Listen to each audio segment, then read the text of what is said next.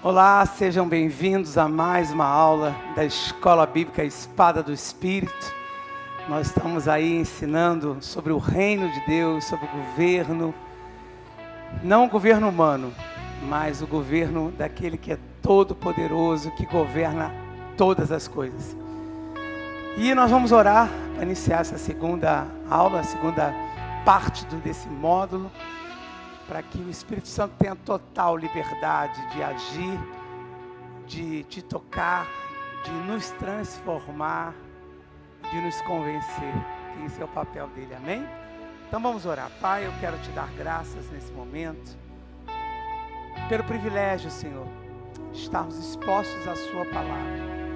E a sua palavra é lâmpada para os nossos pés, a sua palavra é luz para os nossos caminhos. A tua palavra é renovo, a tua palavra é autoridade, a tua palavra é salvação. A tua palavra é luz, Pai. A tua palavra é direcionamento. Que esse conhecimento agora, Senhor, nos traga libertação. Porque não é a informação que nos liberta, é o conhecimento e o conhecimento da tua palavra. Que conhecimento chegue agora, Senhor, para cada aluno, para cada aluna. E que haja libertação nas áreas que precisam acontecer, Pai. Porque só a tua palavra, ela penetra, dividindo alma e espírito, juntas e medulas, e vem com eficácia, ela vem com resultado e transformação. Eu oro e já te agradeço pela liberdade que o Espírito Santo tem aqui nessas aulas, em nome de Jesus. Amém, irmãos? Amém. Então, só recapitulando a primeira aula, nós falamos de quem nós somos aqui em Cristo, né? O que nós representamos. Lembre-se que lá em 2 Coríntios, capítulo 5, versículo 17, aquele que está em Cristo é uma nova criação, é uma nova criatura. Ou seja, as coisas velhas passaram, tudo se fez novo. Né? Recapitulando, nós fomos transferidos de um império para um reino, está lá em Colossenses. Nós somos aqui representantes de um governo, um reino, não um reino humano, mas o governo de Deus, o reino de Deus. Venha o teu reino, venha, o reino já veio, não vai daqui para lá, veio de lá para cá. Seja feita a vontade dele, que é boa, perfeita e agradável. Somos embaixadores, sacerdócio real, nação santa, povo eleito, né? Lembrando que aqui lá no céu não tem eleição de 4 em 4 anos. Lá no céu é um governo teocrático, e esse governo que ele quer trazer para cá, ele quer reinar aqui através de nós, amém? E hoje nós vamos falar um pouquinho desse papel, porque quem leva o reino não é a igreja, mas sim aqueles que participam da igreja, aqueles que são o corpo da igreja, aqueles que são membros da igreja, amém? Então vamos lá, em Mateus capítulo 16, versículo 18, eu vou dar um tempinho aí para você me acompanhar, abrir a sua Bíblia. Mateus 16, 18. Jesus, ele diz o seguinte: da mesma maneira eu te digo que tu és Pedro, e Pedro quer dizer rocha, pedra, e sobre esta pedra edificarei a minha igreja. Na origem grega, essa palavra igreja quer dizer eclésia. Nós vamos estar falando sobre isso um pouquinho hoje. E as portas do Hades, ou do inferno, não prevalecerão contra a eclésia, contra a igreja. Eu darei a ti as chaves do reino dos céus. Preste atenção, não é a chave do reino nos céus. Nós temos a chave do reino dos céus aqui na terra. Lembre-se que o reino daqui não vai para lá. Agora, o reino de lá veio para cá. Amém? Então, a Bíblia não está dizendo, vou te dar a chave do reino nos céus. Não, lá vai estar aberto para a gente. Nós precisamos dessas chaves aqui, né? E eu te darei a chave do reino dos céus. O que ligardes na terra, haverá sido ligado nos céus. E o que desligares na terra, haverá sido desligado, o que desligares nos céus, Aliás, na terra, deixa eu ler de novo. O que ligardes na terra haverá sido ligado nos céus, e o que desligardes na terra haverá sido desligado nos céus. Então isso fala de quê? Primeiro, eclésia. O que é uma eclésia? Então, deixa eu te explicar. Eclésia é um conglomerado de pessoas, uma quantidade que eu não vou te precisar, mas é de 300 a 400 pessoas.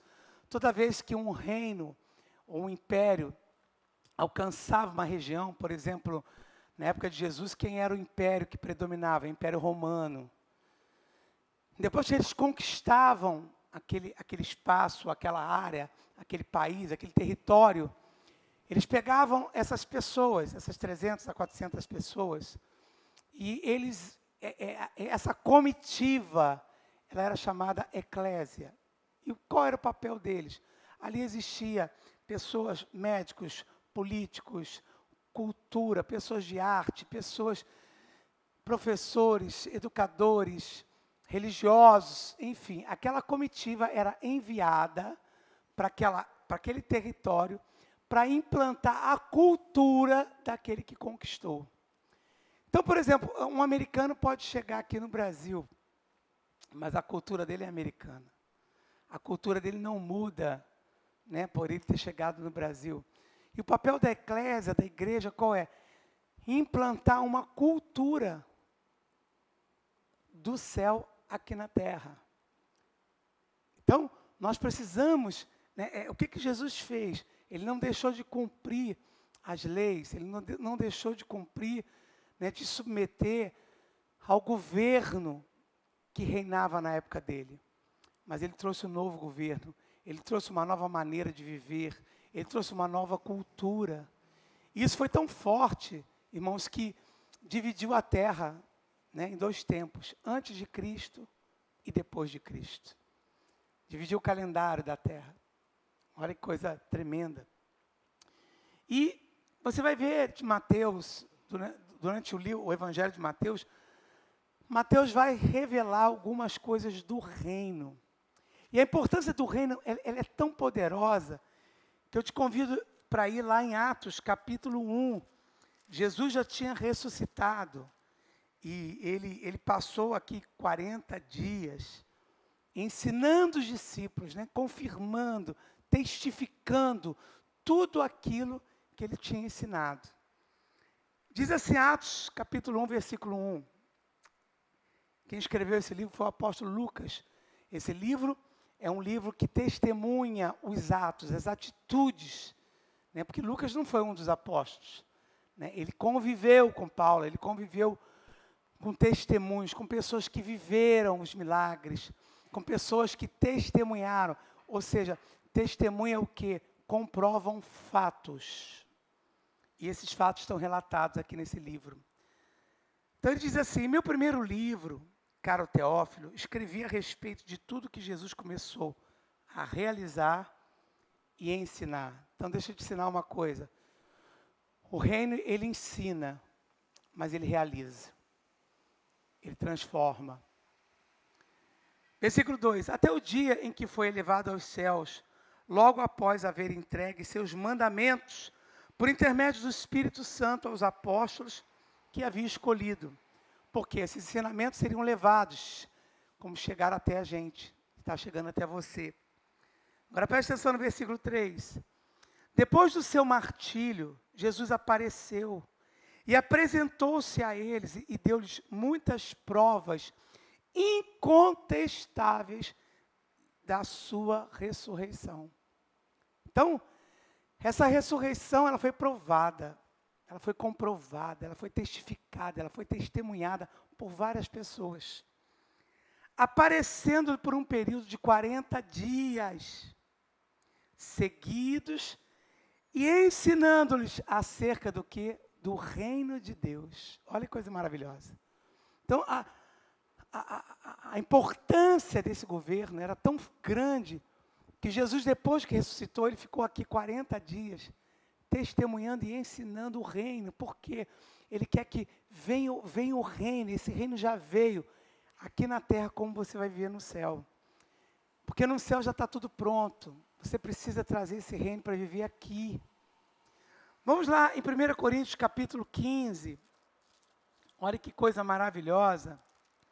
Quando Jesus, ele aparece ressurreto, ensinando o reino e testemunhando, né? Presta atenção aqui.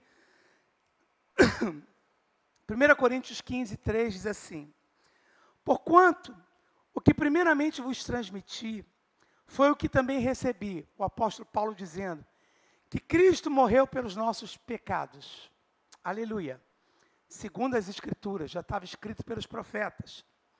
Foi sepultado e ressuscitou no terceiro dia, conforme as Escrituras. Ou seja, não existia o Novo Testamento ainda. Mas as Escrituras, porque Jesus é a sombra do Velho Testamento e a revelação do Novo. No Novo, ele se revela aquilo que tinha sido profetizado. Agora preste atenção no versículo 6. Depois disso apareceu a mais de 500 irmãos de uma vez. Eita, aleluia. Ele apareceu a 500 pessoas. Ressuscitado, ressurreto. A maioria dos quais ainda vive, Paulo falando. Embora alguns já tenham adormecido. Então, irmãos, ele ensinou o reino, ele falou do reino. E nós temos lá em Mateus, no Evangelho, alguns registros do reino. E hoje, nessa aula, nós vamos falar de bem-aventuranças. O que é bem-aventurado? Mais do que feliz, é um homem realizado. É um homem que não faz as coisas por simples interesse físico ou material, mas faz algo com realização. Nada contra uma herança que o homem deixa para alguém, mas melhor do que uma herança é um legado. E o que Jesus deixou para a gente não foi uma herança, foi um legado. E o legado está aqui dentro de você. São princípios, né? Princípios da palavra que veio para você e que você vai passar para uma geração, que vai passar para outra. E é por isso que passarão os céus e a terra. E a palavra de Deus jamais vai passar. Porque a palavra de Deus não é uma herança, é um legado. Ela é incorruptível, né? Uma herança física, o tempo corrói, a traça corrói, ela vai deteriorando. Mas um legado não. Um legado é uma visão. E é interessante que no capítulo 5 de Mateus, Jesus ele fala das bem-aventuranças. Aí no versículo 2, vamos ler aqui, porque isso faz parte do reino. Você ser feliz, você ser completo, você ser realizado. É o que esse reino te traz, né? Não é um reino reformado, porque a reforma que tinha que ser feita aqui já foi feita. É um novo testamento, uma nova aliança. Não é uma nova condição tributária. Não é uma reforma previdenciária. Não vai mexer na Constituição, porque a Constituição ela é imutável, é a Bíblia. Essa é a nossa Constituição. A Constituição do nosso reino. Então, isso aqui é que nos define. Não é o que um governo, não é o que um poder mundial tenta nos definir. Eu não sei o que tem te definido. Mas o que acontece? Jesus, ele abre a boca no versículo 2 do capítulo 5 de Mateus. E Jesus, abrindo a boca, os ensinava. Jesus ensinava. Porque o ensino estabelece. O ensino traz conhecimento. E o conhecimento liberta. Aí ele fala dos bem-aventurados. Versículo 3. Os pobres em espírito. Porque deles é o reino dos céus. Presta atenção, não é nos céus, é dos céus. Então, o que é pobre de espírito? Eu sou miserável. Não, irmão. O que é uma pessoa pobre em espírito? É uma pessoa quebrantada. É uma pessoa que está aberta a um arrependimento, que está aberta a um quebrantamento, que está aberta a ser disciplinada. Porque Deus não resiste a um coração aquebrantado. Sabe, e geralmente você conhece uma pessoa, quando ela é realmente humilde, não é quando ela está na miséria.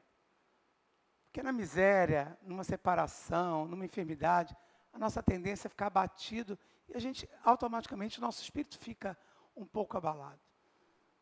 Mas quando você tem poder, você tem autoridade, você conhece esse espírito, né? Porque não é o poder que define a pessoa, não é o poder humano, mas é o poder de Deus.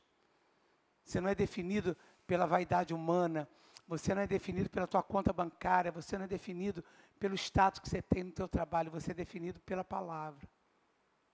Aí depois ele fala assim, bem-aventurados os que choram, porque serão consolados. E esse choro não é uma vida de lamento, de autocomiseração, não é uma vida de murmuração. Eu sempre costumo dizer, quando eu ensino, quando eu emprego, principalmente fé, né? Eu dei essa matéria de fé, eu não sei se você já deve ter, lógico que você já deve ter feito. Né? O choro é para durar uma noite, não é para durar uma semana, um mês, um ano inteiro, anos inteiros, não, irmão. E ainda que você esteja numa fase, que você, a Bíblia, Salmo 126, ainda que você vá andando e chorando, mas lançando semente, porque a volta já está garantida, com seus feixes, com seus molhos.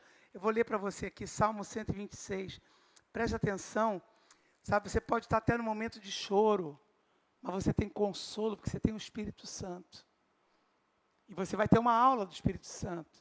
Você vai ter um atributo dele, você vai ver que ele é o consolador, ele é o ajudador, ele é o advogado. Preste atenção aqui, Salmo 126, versículo 5. Os que em lágrimas semeiam, você pode estar em lágrimas, mas continue semeando. Em júbilo ceifarão. Ou seja, você vai colher júbilo, você vai colher vitória, você vai colher, né, honra. Olha o versículo 6. Aquele que parte chorando enquanto lança a semente, ou seja, não fica parado.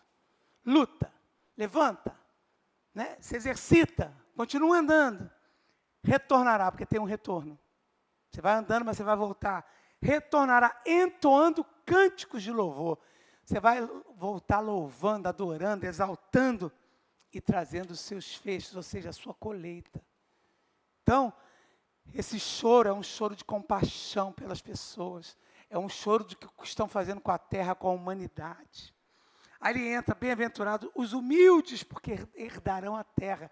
Porque o céu, irmão, na salvação você já herdou, você precisa herdar a terra. E o que é humilde? Humildade não é pensar menos de você, é pensar menos em você.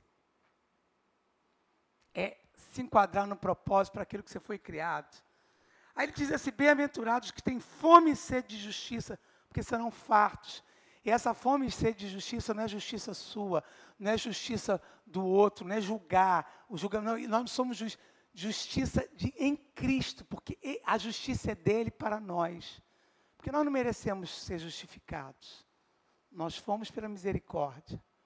Quando você tem fome dessa justiça, você tem fome de receber o sacrifício que ele fez para nos justificar. Quando você tem essa fome, você se enxerga, né, não com mérito, porque você enxerga o mérito dele em relação a nós. O mérito foi dele, o sacrifício foi dele, a justiça foi dele, paga por nós, e nós só recebemos. E é por isso que você não é vencedor, você é mais que vencedor, porque vencedor foi ele que fez tudo. E mais que vencedor somos nós que recebemos sem fazer absolutamente nada, apenas crer e buscar aquilo que é o conhecimento. Bem-aventurados os misericordiosos, porque alcançarão misericórdia. Deixa eu te ensinar uma coisa. Sabe, quando você usa de misericórdia, você sempre vai ter crédito de misericórdia. Porque a misericórdia já nos foi dada, e a Bíblia diz que ela se renova a cada manhã. Sabe por quê? Porque Deus não foi enganado a nosso respeito. Mas Deus, quando olha para mim e para você, Ele não vê você, Ele vê Jesus, que pagou os nossos erros. Ele se alegra com os nossos acertos. E é por isso que nós temos que tratar essa misericórdia, né? E a gente, quando usa de misericórdia, a gente alcança. Bem-aventurados limpos de coração, irmão. É aqueles que não deixam mágoa, ressentimento, né? Questionamento, dúvida entrar no teu coração, que afeta a tua alma, sabe? Porque verão a Deus. E deixa eu dizer uma coisa, Você não precisa ver a Deus no céu, porque Ele está lá. Você vai ver. Você precisa ver Deus aqui na terra. É aqui que Ele quer se manifestar. Aqui que Ele trouxe Cristo. Aqui que Ele concluiu a obra que foi consumada, para que você usufrua disso. Bem-aventurados os pacificadores, porque serão chamados filhos de Deus. Irmão, sai de confusão, sai de gritaria. Sabe, às vezes tem parentes, tem situações no trabalho, tem situações na igreja, que sabe, ao invés de a gente pacificar, bota mais lenha. Não, se a pessoa, sabe, existe um ditado que não é bico, mas dois bicudos não se beijam. E quando não quer, dois não brigam, irmão. Se quer briga, você não quer, sai fora, se afasta. Se afasta. Fica com a palavra. Quando você está convicto que a palavra tem para você, fica com ela, irmão. Se há alguém ou alguma situação que está te tirando o que Deus te dá, que é paz, vai buscar Deus, vai orar em línguas. Né? Você vai ser ensinado nesse curso como combater isso. Versículo 9, 10. Bem-aventurados os que sofrem perseguição por causa da justiça, porque dele é o reino dos céus. Deixa eu te falar, né? O nosso posicionamento de receber aquilo que nós não merecemos, gera inveja, gera perseguição. É aquela coisa fanático, lavagem cerebral. Pois a lavagem cerebral da palavra em mim me libertou de droga, me libertou de vício, me libertou de hábitos que me faziam sofrer, de depressão, de ansiedade, tantas coisas que vira e mexe, vem esses sentimentos, mas nós temos essa palavra que é atual. Aí diz assim, versículo 11, bem-aventurados sois vós quando vos insultarem e perseguirem e mentindo disserem todo mal contra vós por minha causa. Querido, não precisa se preocupar com quem está se levantando contra você. Deus diz, minha é a ira. E é por isso que ele fala a Abraão, benditos são os que te abençoarem e malditos são os que te amaldiçoarem. E é por isso que Jesus fala, ore pelos seus inimigos, sabe por quê? Você não precisa desejar nada a ele. E quando os outros erram com a gente fala, pai, eu quero justiça. Mas na hora que a gente erra, pai, misericórdia. Seja misericordioso. Se alguém se levantou contra você, quer ter vitória, começa a abençoar ele. Começa a orar por essa pessoa. Começa a desejar que ela seja bem-sucedida. Porque é isso que a palavra nos ensina. E aí vem, né? Versículo 12. Exultai e alegrai-vos sobremaneira, pois é esplêndida a vossa recompensa nos céus. Então, nos céus, a tua recompensa já está lá. Porque assim perseguiram os profetas que viveram antes de vós. Então, irmão, sabe o que acontece? Você não vai ser perseguido no céu, você não vai ter enfermidade no céu, você vai ter...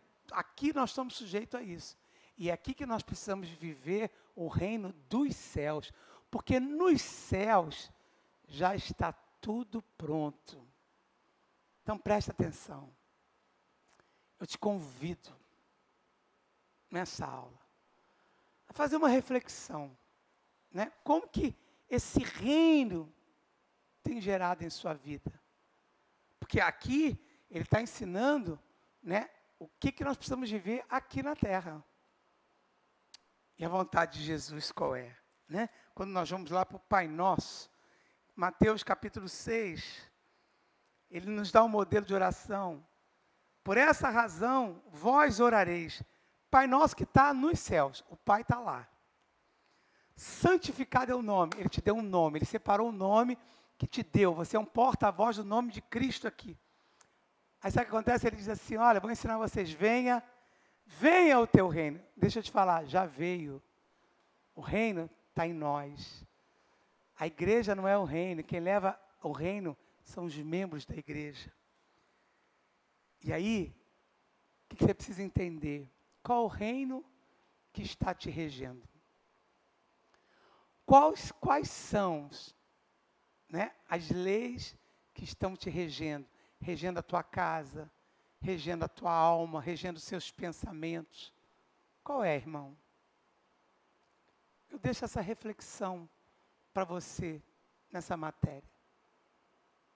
Que o reino dos céus Ele possa agora envolver sua casa, envolver seu relacionamento, envolver seus sentimentos, envolver seus pensamentos, envolver sua família, envolver sua vida profissional, espiritual, emocional, física. Você tem um reino de cura, você tem um reino de provisão, você tem uma cultura. Deixa eu te falar, você não vai ser abençoado, você já é. Efésios 1:3, deixa eu te ensinar aqui uma coisa. Bendito seja o Deus e Pai de nosso Senhor Jesus Cristo, o qual nos abençoou, ou seja, não vai nos abençoar, nos abençoou com todas as sortes de bênçãos espirituais nas regiões celestiais em Cristo. Deixa eu te falar, você acha que Deus precisa de alguma bênção? Não, Ele já deu a bênção para a gente. Ele é a bênção. E Ele já nos abençoou. Só que existe essa atmosfera espiritual. E é a nossa fé, a posse do conhecimento que vai manifestar essas bênçãos no reino físico. E a hora que o reino físico houver a manifestação, você não vai precisar de fé. Você vai testemunhar fatos. É isso que o reino deseja. Então, curva a tua cabeça, eu quero orar por você. Pai, muito obrigado pelo teu reino. Que essas bem-aventuranças, Pai, ela possa reger nosso espírito, nossa alma, nosso corpo, Pai, nossa mente. Eu quero liberar esse reino agora nos lares. Eu quero liberar esse reino agora nas vidas profissionais. Eu quero liberar esse reino fluindo no propósito do qual fomos chamados, Pai. Senhor, nós não carregamos fardo pesado. Porque se estamos carregando fardo pesado, jugo na nossa vida, não é teu, é do reino do mundo. Porque a tua palavra diz que o teu reino, o teu fardo é leve e suave.